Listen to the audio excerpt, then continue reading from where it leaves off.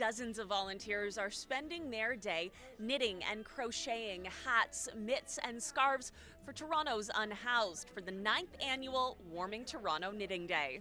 Several years ago, I was challenged to see if I could make a difference in the world.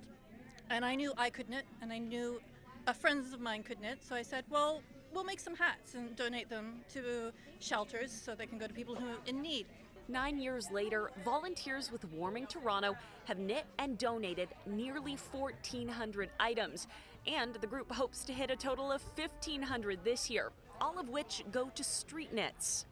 And they are an organization who are in touch with many different shelters, schools, as well as people who don't get into the shelter system. The city typically opens warming centers for the unhoused when temperatures reach -5 and or a winter weather alert is issued. While that criteria is not currently in place, the city says its 4 warming centers remain open at 136 Spadina, 75 Elizabeth Street, 12 Holmes Avenue, and 885 Scarborough Golf Club Road. And despite the unseasonably mild winter, volunteers at Warming Toronto say the season is still challenging for the vulnerable, and that's why they joined this knit-a-thon at the Imperial Pub. We've come every year that it's been going since then.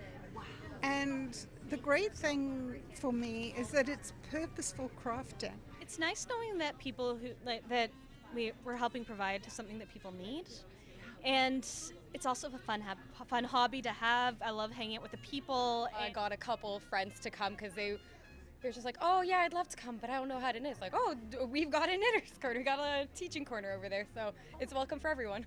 Now, if volunteers don't finish their knitting creations today, there's no pressure. Warming Toronto will be accepting donations through mid-March, and you can find out how to do so on their Facebook page. In Toronto, Michelle Mackey, City News.